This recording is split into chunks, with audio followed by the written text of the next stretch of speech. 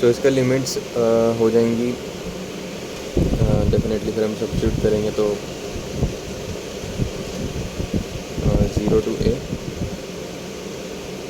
0 to pi and 0 to 2 pi sequentially, क्योंकि फिर d r पहले आएगा then d theta and then d phi. And x y z की values भी यहाँ पर सब्स्टिट्यूट करनी है I1 में।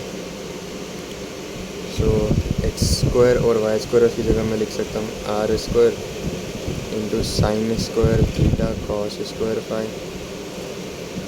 ये तो हो गया एक्स स्क्वायर। वाई स्क्वायर क्या हो जाएगा r square sine square theta and sine square phi. अब डी एक्स डी वाई और डी जेड को क्या लिख सकता हूँ मैं स्फेरिकल कोऑर्डिनेट में r square sine theta d r d theta d phi. Okay, d v को ऐसे ही लिख सकते हैं स्फेरिकल कोऑर्डिनेट्स में। होप सो यहाँ पर एक विजिबल है। ओके, सो जब हम इस इंटीग्रल को फिर सॉल्व करेंगे फर्दर, पहले तो जो कॉमन टर्म्स है उसको एक साथ लिख लेते हैं।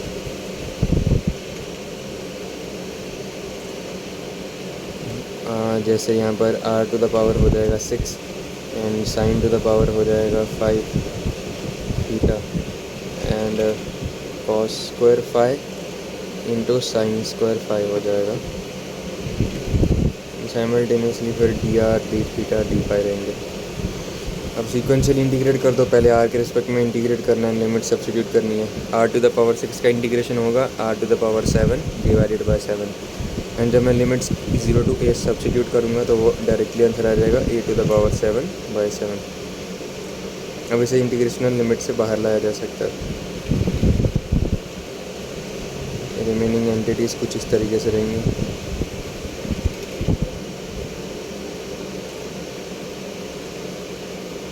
D theta and d phi. अब यहाँ पर थीटा के रिस्पेक्ट में इंटीग्रेट करेंगे, बाकी चीज़ का कांस्टेंट कंसीडर करेंगे। Okay,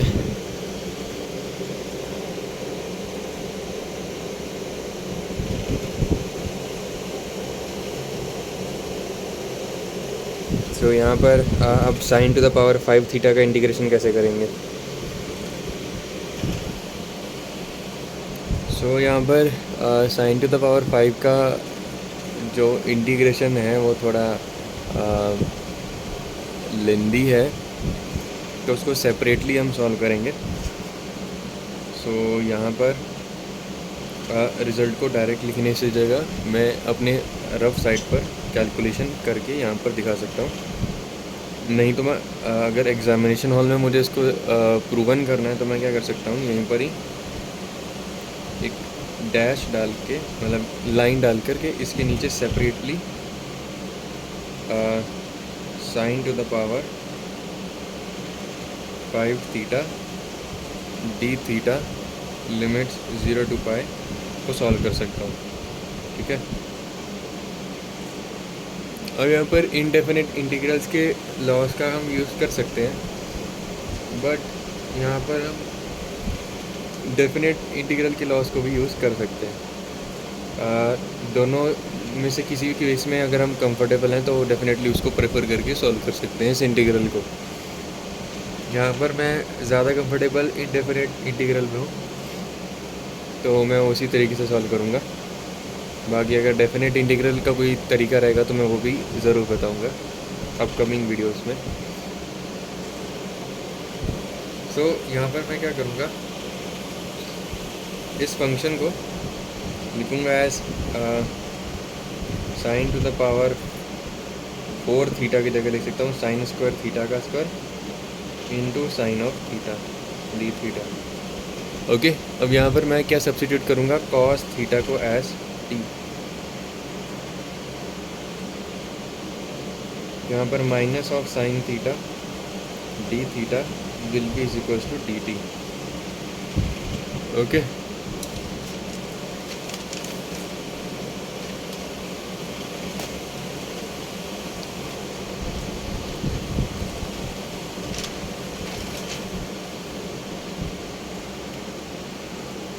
okay, hope so clear हो।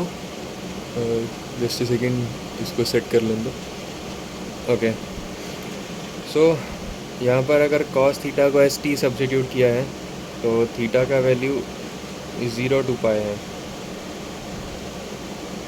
तो कॉस ऑफ थीटा का वैल्यू क्या हो जाएगा,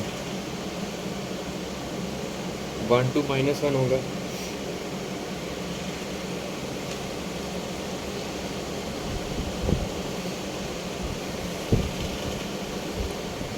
तो टी का वैल्यू क्या हो जाएगा, 1 अप टिल -1। तो यहाँ पर हमारा जो इंटीग्रल था, सॉरी हाँ इंटीग्रल ही था, उसमें लिमिट्स हो जाएंगी -1, सॉरी 1 to -1। एंड यहाँ पर क्योंकि कॉस थीटा को टी सब्स्टिट्यूट किया तो मेरा साइन स्क्वायर थीटा को मैं लिख सकता हूँ 1 - कॉस स्क्वायर थीटा, तो उसे मैं लिख सकता हूँ 1 - टी स्क्वायर का whole square into minus of d t. अब ये माइनस साइन जब इस इंटीग्रल के साथ मल्टीप्लाई, लिमिट्स के साथ मल्टीप्लाई करूँगा तो लिमिट इंटरचेंज होती है, जो कि डेफिनेट इंटीग्रल की प्रॉपर्टी है। तो यहाँ पर अब लिमिट -1 से 1 हो जाएगी, 1 - t square whole square d of t, कुछ इस तरीके से होगा। अब इस होल स्क्वायर को एक्सपेंड करेंगे तो 1 plus of t to the power 4 minus of 2 t square हो जाएगा, होल स्क्वायर एक्सपेंड करने के बाद इंटू डी टी। ओके, अब यहाँ पर इसको इंटीग्रेट करना इजी है,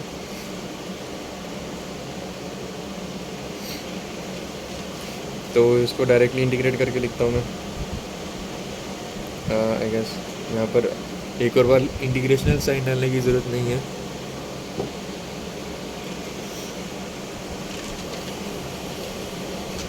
तो ये हो जाएगा t plus t to the power 5/5 -2/3 t cube, और लिमिट्स -1 से +1 है। मैं सेट कर दूँगा। Okay,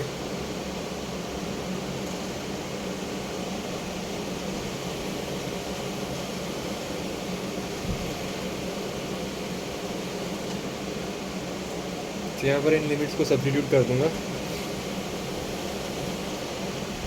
so 1 + 1/5 minus of 2/3 and then minus of -1 - 1/5 + 2/3। So solve करने पे हो जाएगा 1 + 1/5 - 2/3 +1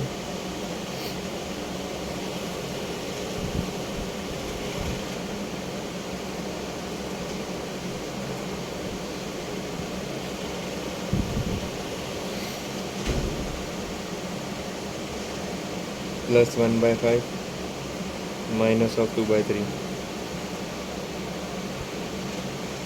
सो एक सेकेंड,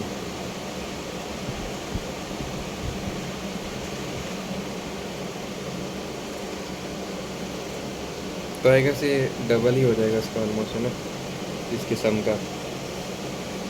सो ये बन जाएगा, सो ये हो जाएगा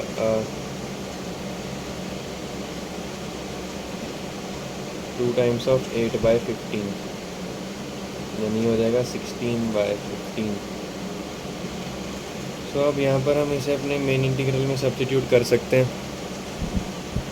तो बाहर था हमारा a⁴ इंटू, अब तो ये भी वैल्यू आ गई 16/15 इंटू, अब एक इंटीग्रल लिमिट बची है, वो है 0 to 2 pi cos square pi sine square pi d phi. ठीक है, तो यहाँ पर तुम इसको इतना इंक्लोज करके इक्वेशंस वगैरह सेट कर सकते हो। Using equation 1 we have substituted the value of this integral, ऐसे करके लिख सकते हो एग्ज़ाम में। सो वो एक अच्छा तरीका रहेगा प्रेजेंट करने को अपने आंसर को। इसलिए मैंने कहा था ना इनिशियली कि क्वेश्चन थोड़ा सा ये लेंदी रहेगा, तो हो सकता है कंफ्यूज हो जाओ, बट डेफिनेटली इसको पेशेंस के साथ सॉल्व करोगे तो बहुत ईजिली सॉल्व होते हैं। Lengthy questions easy to solve होते हैं, बट पेशेंस दिखाना पड़ता है उसका।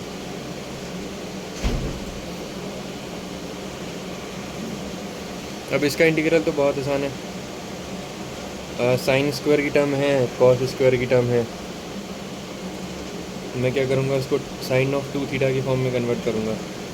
तो a⁻7/7 इंटू 16/15 इंटू 0 to 2 पाई, ये हो जाएगा साइन स्क्वायर 2 पाई डी पाई अपॉन 4। राइट, कुछ इस तरीके से रहेगा।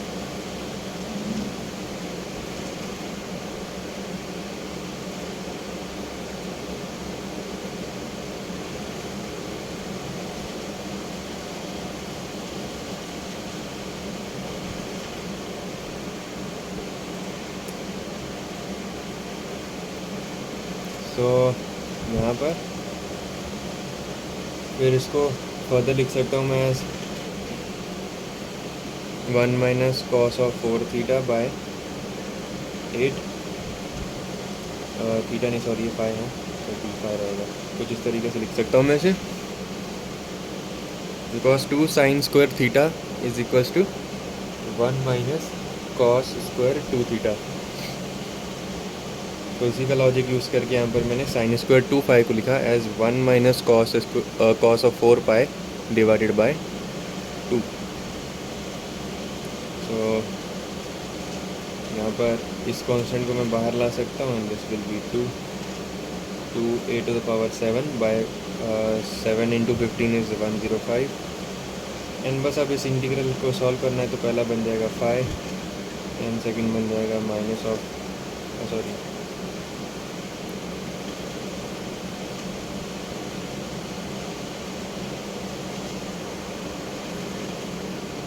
या this is sine of 4 pi by 4 and limit 0 to 2 pi substitute करनी है। तो साइन के केस में तो ये दोनों चीज़ें फिर 0 ही रहेंगी, तो यहाँ पर ये वैल्यू डायरेक्टली 0 हो सकती है और बस यहाँ पाई की वैल्यू सब्स्टिट्यूट करनी है 2 पाई, तो ये बन जाएगा डायरेक्टली 4 पाई बाय 105 a⁻7। तो इस तरीके से I1 इवेल्युएट करना था, तो I1 आ गया। अब सिमिलर तरीके से I2 एंड I3 भी निकालते हैं। सो हमने यहाँ पर I1 और I2 क्या डिसाइड किया था। सो हमने यहाँ पर I2 डिसाइड किया था as triple integral of y square z square dv। Right, तो वैल्यूज़ को यहाँ पर सब्स्टिट्यूट कर देंगे और लिमिट्स तो हमें पता ही है। फिर r की लिमिट अगेन 0 to a रहेगी, थीटा की लिमिट 0 to पाई रहेगी और फाई की लिमिट्स रहेंगी 0 to 2 pi. And definitely y और z की वैल्यूज़ को सब्स्टिट्यूट कर देंगे, तो इनडायरेक्टली बन जाएगा r⁻6 sine cube theta cos square theta into sine square phi d r d theta d phi. कुछ इस तरीके से मैंने डायरेक्ट रिजॉल्व किए गए फॉर्म में लिख दिया। बाकी रिजॉल्व करने का स्टेप मैंने पूरा I1 में एक्सप्लेन कर दिया था, होप सो वहाँ पर क्लियर हो।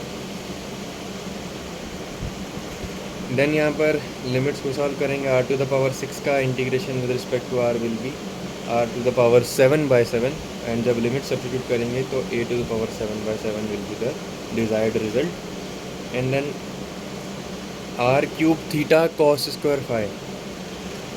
अब इसे कैसे इंटीग्रेट करना है।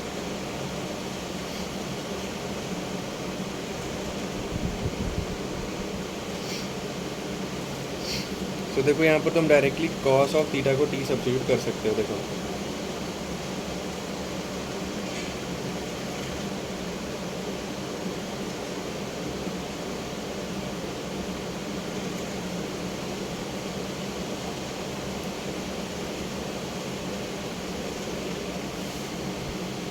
तो यहाँ पर डायरेक्टली कॉस ऑफ थीटा को t सब्स्टिट्यूट करके सॉल्व करेंगे।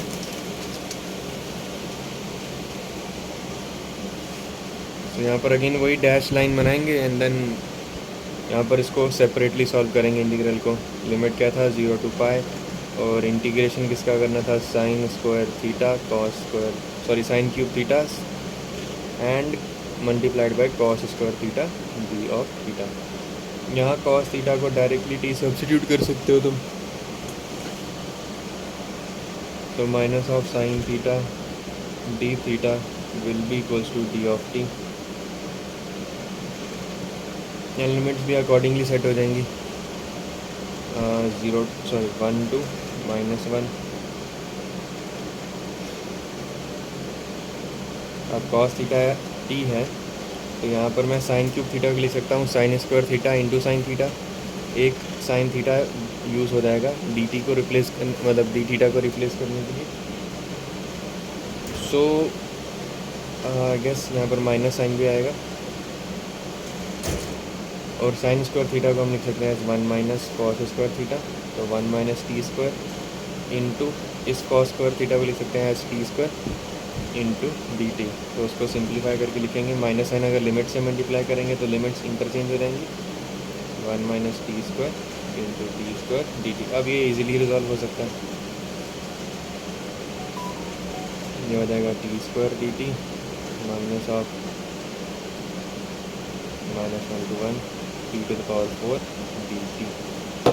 तो उसे जब रिजॉल्व करेंगे तो बन जाएगा रिजल्ट एज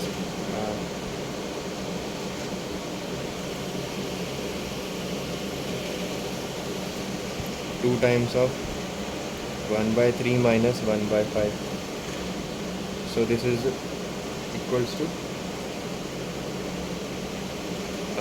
4/15।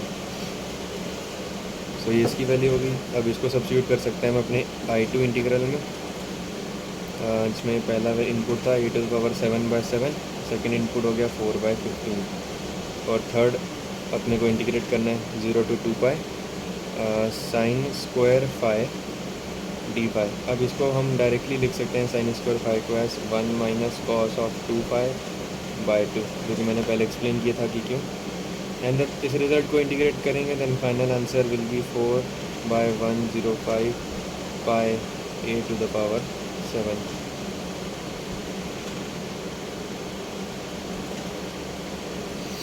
बिकॉज जब मैं इसे इंटीग्रेट करूँगा तो result will be equals to 2 pi, तो डिवाइड बाय 2 किया तो डेफिनेटली पाई बनेगा इसका फाइनल आंसर। इसके बाद I3 सॉल्व कर लेते हैं, वो भी सेम तरीके से सॉल्व करना है। I3 हमारा कुछ इस तरीके से था।